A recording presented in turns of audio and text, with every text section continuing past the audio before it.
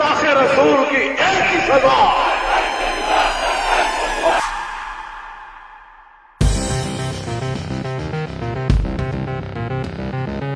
केरल में पीएफआई की एक रैली में 10 वर्षीय बच्चा दूसरे धर्मों के संपूर्ण विनाश के नारे लगवाता है।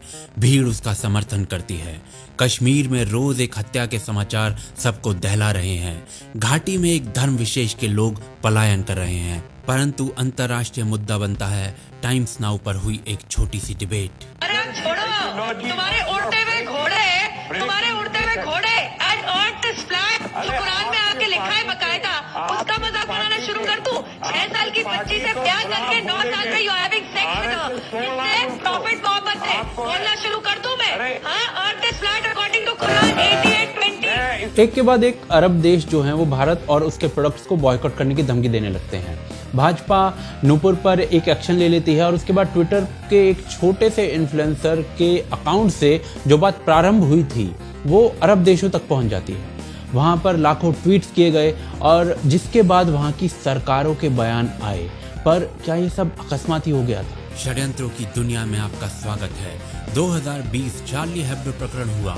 अरब देशों ने फ्रांस का विरोध किया और उसी समय 50 मुस्लिम देशों के नेता आपस में मिले और 2021 में टर्की में एक international organization to support prophet of Islam का गठन किया गया। गठन करने के लिए आतंकी संगठन हमास के पॉलिटिकल ब्यूरो का खालिद मिशाल, इत्तेहादुल उलेमा का अनवर और अब्दुल वाहब जो इंटरनेशनल इस्लामिक स्कॉलर्स का प्रेसिडेंट है, ये मुख्य रूप से सम्मिलित हुए। शेख अब्दुल अल साहगीर को इस संगठन का प्रेसिडेंट बनाया गया, जो खुले तौर पर फिलिस्तीन के आतंकी संगठनों और तालिबान को सपोर्ट करता है। इस संगठन का असर अब देखा जा सकता है। 3 और 4 जून को ये ऑर्गेनाइजेशन खुद ट्वीट्स करती है। मोदी के ग्राफिक इमेज के साथ भड़काऊ बातें लिखकर लोगों से उस हैशटैग पर ट्वीट करने का आह्वान होता है, जिसका नतीजा 2 दिन तक नहीं निकलता, परंतु अचानक 5 जून को उसी हैशटैग से कई बड़े बड़े अरब हैंडल्स ट्वीट करते हैं। भारत में ऑल्ट न्यूज का जुबैर, सलमान निजामी और पाकिस्तान के कुछ हैंडल्स इस हैशटैग को बढ़ाने में सपोर्ट करते हैं और देखते ही देखते 6 लाख से अधिक ट्वीट्स इस हैशटैग पर कर दिए जाते हैं। 45,000 ट्वीट्स प्रति घंटे की एवरेज से ट्विटर सन्न रह जाता है। अरब देश संज्ञान लेकर भारतीय एम्बेसडर्स को बुलाते हैं, जिसकी सकपकाहट भारत में नुपुर और नवीन के सस्पेंशन के रूप में गूंज उठती है। आज इसी गूंज की खामोशी को सुनेंगे द रेड फाइल्स में।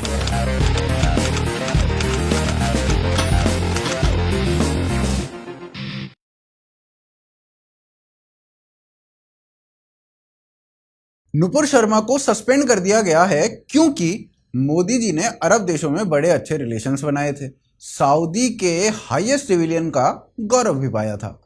तो नुपुर शर्मा को उन अच्छे संबंधों और हाईएस्ट सिविलियन के गौरव का भेंट चढ़ा दिया गया। वैसे भी अल्लाह को प्यारी है कुर्बानी। तो ऐसे में कोर्ट क्या कहता है या कानून क्या कहता है से अधिक महत्व रखा इस बात ने कि अरब कंट्रीज क्या कहती हैं। 2019 में एक लीडर के प्रॉफिट मोहम्मद पर किए गए फेसबुक पोस्ट पर जब बवाल मचा तो मद्रास हाई कोर्ट ने कहा था कि जिसने इतिहास में जो पढ़ा है उसके अनुसार यदि प्रॉफिट मोहम्मद पर कुछ कह दिया तो इसे ब्लास्फेमी नहीं, फ्रीडम ऑफ स्पीच कहा जाएगा। और यदि ब्लास्फेमी या हेट स्पीच का कानून एब्सोल्यूट हो जाए तो शायद इसका सबसे बड़ा लॉस उन्हीं लोगों को होगा जो आज नुपुर शर्मा पर एक्शन लेने की बात कर रहे हैं। जिस ऑल्ट न्यूज के मोहम्मद जुबैर से ये पूरा मुद्दा प्रारंभ हुआ, उसी ऑल्ट न्यूज के को फाउंडर प्रतीक सिन्हा ने भगवान गणेश पर कुछ ऐसे विचार रखे थे।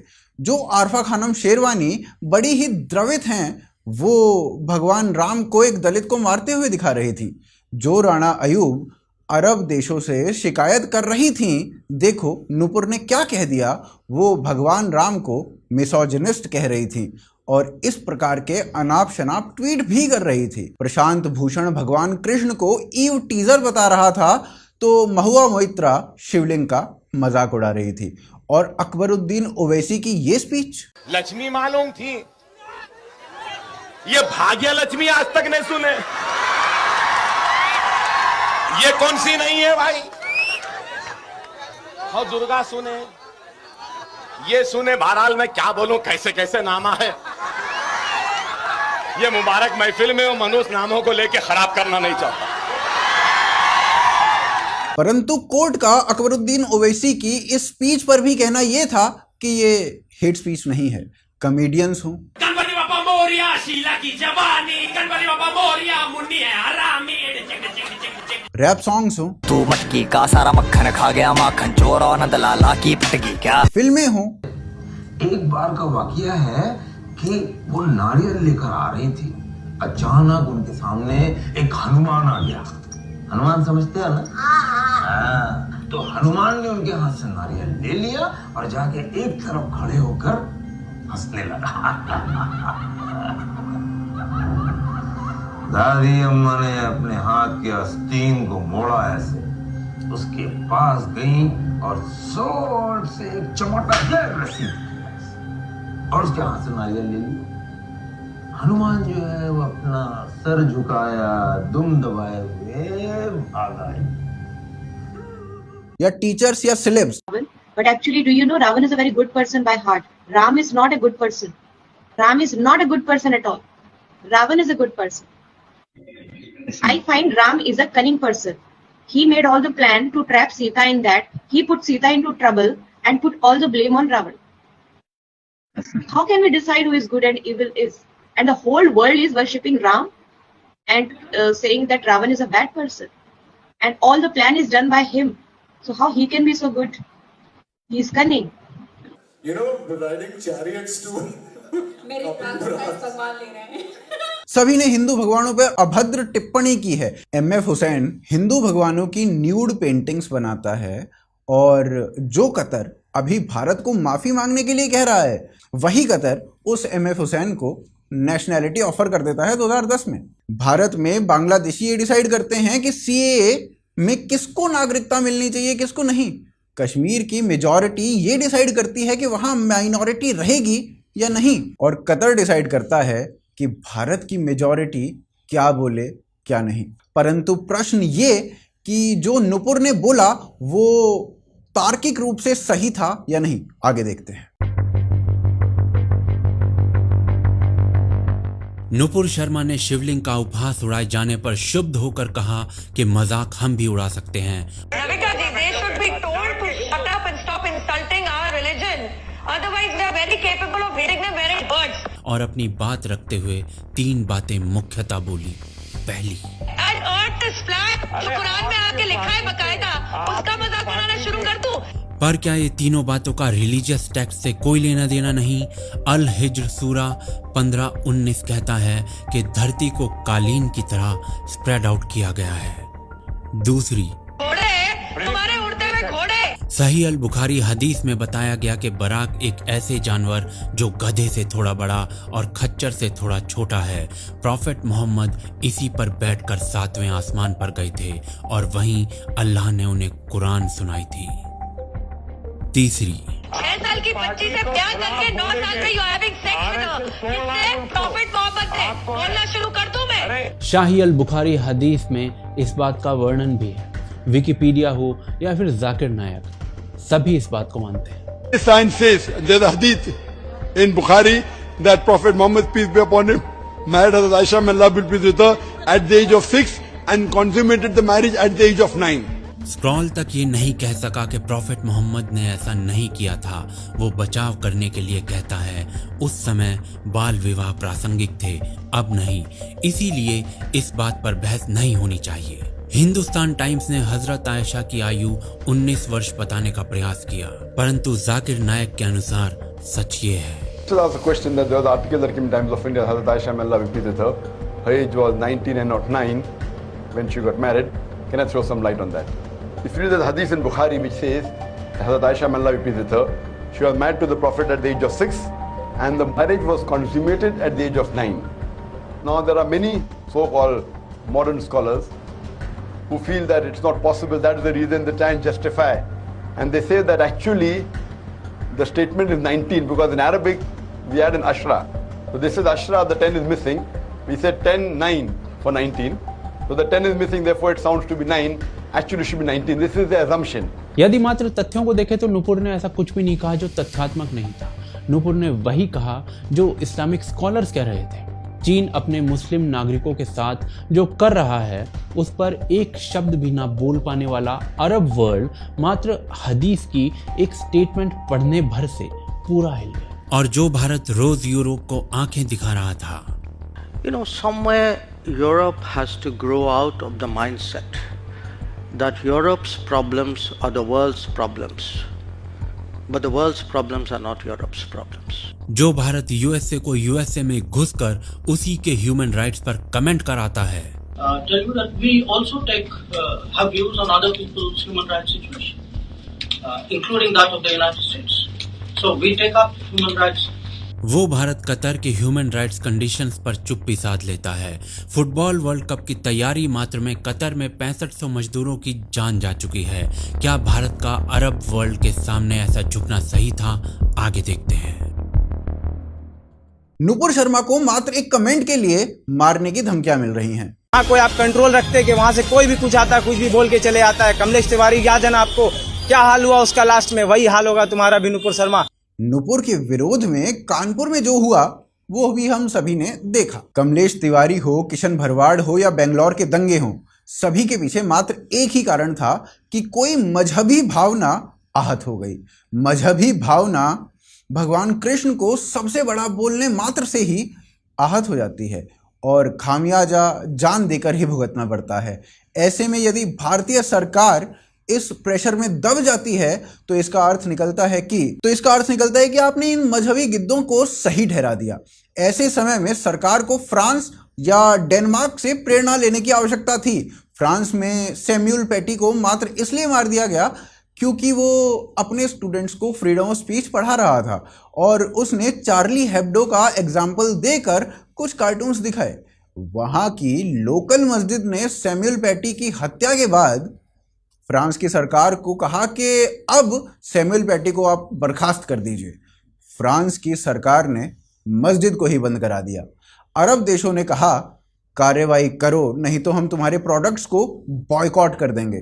फ्रांस की सरकार ने उन कार्टून्स को सरकारी बिल्डिंग पर लटकवा दिया। अरब देशों ने फ्रांस के प्रोडक्ट्स को शेल्फ से हटाया और फिर कुछ ही समय के बाद वो प्रोडक्ट उन्हीं शेल्फ पर वापस आ गए। और साथ ही आ गया एंटी रेडिकलाइजेशन लॉ, जिसमें व्यवस्था की गई कि आने वाली जनरेशन रेडिकल पैदा ना हो और जो अभी की जनरेशन्स हैं उनकी रेडिकलाइजेशन पर लगाई जा सके। होम एजुकेशन बंद करा दिया गया और सभी 3 वर्ष या उससे ऊपर के बच्चों को स्कूल्स में पढ़ना अनिवार्य कर दिया गया क्योंकि होम ट्यूशंस के जरिए मजहबी कट्टरता परोसी जा रही थी। वर्जिनिटी सर्टिफिकेट्स को बैन कर दिया गया जिससे पोलीगैमी और फोर्स्ड मैरिज पर लगाम लगा दी गई। और कुछ ऐसा ही डेनमार्क ने भी किया जब डेनिश कार्टूनिस्ट ने मोहम्मद साहब के कार्टून्स बनाए और अरब देशों ने उसका भरसक विरोध किया तो डेनमार्क ने 2 टूक जवाब देते हुए कहा हमारे देश में फ्रीडम ऑफ स्पीच है और हम इसे नहीं रोक सकते। और कुछ ऐसा ही चीफ मिनिस्टर नरेंद्र मोदी ने भी कहा था। सुनिए। इंटरनेशनल प्रेशर है उसका भी तो ख्याल रखना पड़ेगा सरकार को। इंटरनेशनल प्रेशर पैदा करने की ताकत आज हिंदुस्तान में 100 करोड़ का देश है। पूरी दुनिया पे प्रेशर हम पैदा कर सकते हैं। कोई हम पर कैसे प्रेशर पैदा करे? पर यहाँ पर खेल कुछ और बदला बदला सा नजर आता है। अरब वर्ल्ड भारत के ऊपर ऐंठा हुआ है तो इसकी वजह मात्र ये नहीं कि नुपुर ने कुछ बोल दिया। नुपुर मात्र एक जरिया थी, असली कारण कुछ और प्रतीत होता है। यदि हम दोनों देशों का आयात निर्यात देखें तो भारत लगभग 1.5 बिलियन का एक्सपोर्ट कतर में करता है जबकि कतर $7.5 बिलियन का एक्सपोर्ट भारत में करता है। भारत चावल से लेकर सोना तक कतर भेजता है और कतर मात्र एक चीज भारत में भेजता है, वो है पेट्रोलियम। कोई भी बिजनेसमैन अपना धंधा कम नहीं करना चाहता। जैसा गलवान के समय में हमने देखा था, चीन और भारत के बीच में युद्ध चल रहा था लेकिन ट्रेड प्रॉपर सुचारू रूप से चल रहा था। उसी प्रकार इस केस में भी बिजनेस सुचारू रूप से ही चलता रहता। थोड़ा बहुत इंपैक्ट पड़ता परंतु कुछ ही समय में वो इंपैक्ट भी पूरा हो जाता और नहीं होता तो तब कोई एक्शन या कोई सॉल्यूशन ढूंढा जा सकता था। पर यदि बिजनेस पर ही लात पड़ जाए तो आदमी बिलबिलाता है। विश्व में खाड़ी देश रूस, यूएसए, मेक्सिको इत्यादि देश हैं जिनके पास तेल प्रचुर मात्रा में है। भारत सारा ऑयल समीप होने के कारण अरब देशों से आयात करता था, पर रूस और यूक्रेन की लड़ाई छिड़ गई। यूरोप और यूएसए ने रूस पर सैंक्शंस लगा दिए और रूस का तेल लेने से मना कर दिया। लड़ाई और सैंक्शंस के कारण रूस में आर्थिक मंदी आ गई और रूस ने भारत को एक ऑफर दी। $130 प्रति बैरल का कच्चा तेल रूस ने भारत को $70 में बेचना प्रारंभ कर दिया। शर्त थी कि भारत को बल्क में खरीदना होगा। भारत ने 40 मिलियन बैरल एक साथ खरीद लिया। भारत में कच्चे तेल को प्रोसेस करने की कई रिफाइनरीज थीं, वहीं यूरोपीय देशों के पास इन रिफाइनरीज की कमी थी। भारत ने बल्क में कच्चा तेल खरीदा, उसे प्रोसेस किया और अब यूरोपीय देशों को प्रोसेस्ड तेल को बेच रहा है, क्योंकि यूरोपीय देशों ने रूस से खरीदना बंद कर दिया था। एक तेल आयातक देश से निर्यातक देश बन चुका भारत, तो ऐसे में अरबियों को मिर्ची तो लगनी थी। पर इस प्रकार दबाव बनाते ही सरेंडर करना शायद भारत के लिए और भारत की सरकार के लिए और भारत की फ्री स्पीच के लिए सही नहीं है। भारत को फ्री स्पीच, ब्लास्फेमी और हेट स्पीच पर एक टैक्टिकल रुख अपनाने की आवश्यकता थी, क्योंकि इसका एक इतिहास रहा है जिसके बारे में हम आगे जानेंगे।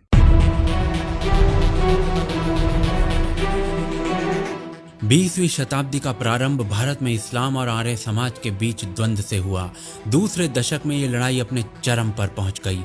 इस्लामिक आउटफिट्स ने कुछ पुस्तकों का पब्लिकेशन किया।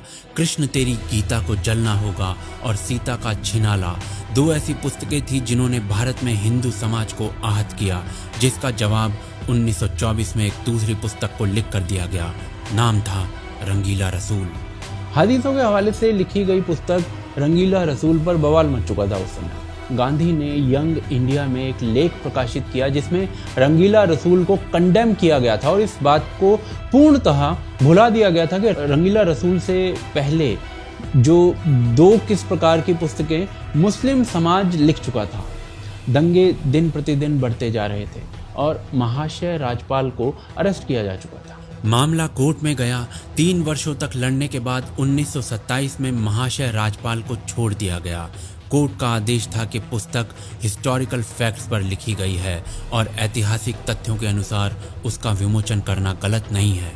1927 में महाशय राजपाल ने जेल से बाहर आते ही इसी पुस्तक का हिंदी वर्जन रंगीला रसूल, अरब के पैगंबर का एक शिक्षाप्रद इतिहास को छाप दिया। बॉम्बे की सरकार ने उस पुस्तक का विरोध किया। मुस्लिम पक्ष का क्रोध उफान पर था। मौलाना मोहम्मद अली की स्पीच ने इस क्रोध को 7वें आसमान पर पहुंचा दिया। जिन्ना ने कहा, उम्मत का ऐसा लावा फटेगा जिसे विश्व की कोई फोर्स नहीं रोक सकेगी। महाशय राजपाल पर 4 जानलेवा हमले हो चुके थे और एक कारपेंटर इल्म उद दीन ने एक दिन मौका पाकर महाशय राजपाल को मार दिया। भारतीय मुस्लिम समाज ने उसे गाजी का ओहदा दिया। कुछ उसी प्रकार का माहौल आज भी है। शिवजी को कुछ ही समय पहले गालियां लिखने वाले लोग एक ऐसी बात पर जो उनकी हदीसों में लिखी है उस पर कानपुर में दंगे कर दिए और पूरी उम्मत लग गई उन्हें सपोर्ट करने में। तब अंग्रेजी सरकार ने घुटने टेके थे, अब भारत की सरकार फिर उनके सामने झुक गई।